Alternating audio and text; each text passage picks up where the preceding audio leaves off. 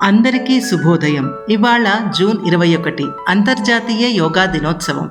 ఇది యోగా యొక్క ప్రాముఖ్యతను తెలియజేయటం, ఆరోగ్యకరమైన జీవనశైలిని ప్రోత్సహించడం, శారీరక మరియు మానసిక ఆరోగ్యాన్ని పెంపొందించడమే లక్ష్యంగా జరుపుకుంటాం.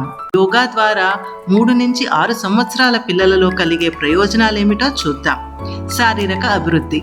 శరీరం కదలికలకు అనువుగా ఉంటుంది. నిలబడే విధానం మెరుగుపడుతుంది. కండరాలు బలపడతాయి. శరీర నియంత్రణ, చురుకుదనం, సమతుల్యత పెరుగుతుంది. మేధావృద్ధి అంశాలలో శ్వాసలో నియంత్రణతో ఏకాగ్రత, ఆలోచనలలో స్పష్టత పెరుగుతుంది. సామాజిక భాగోద్వేగాభివృద్ధి అంశంలో కోపం, భయాలు తగ్గుతాయి. మానసిక ప్రశాంతత కలుగుతుంది. కలిసి యోగా చేస్తూ ఉన్నప్పుడు టీమ్ స్పిరిట్, స్నేహశీలత మరియు ఆత్మవిశ్వాసం కూడా పెరుగుతుంది. పాఠశాల సంసిద్ధతకు శ్రద్ధగా వినడం, ఎక్కువసేపు కూర్చోవడం వంటి గుణాలు పెంపొందుతాయి.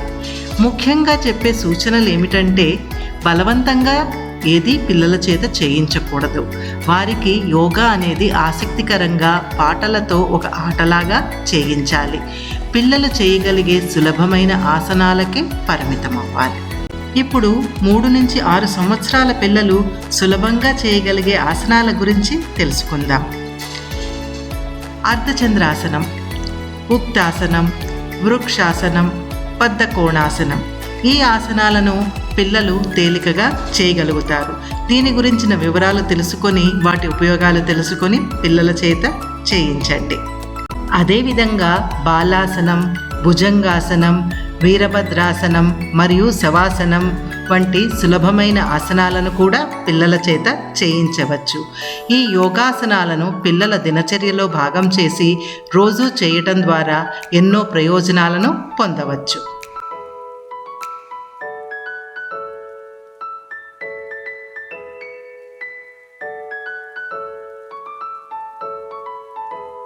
యోగా ద్వారా మహిళలు, గర్భిణీ స్త్రీలు కూడా ఎన్నో ప్రయోజనాలను పొందవచ్చు.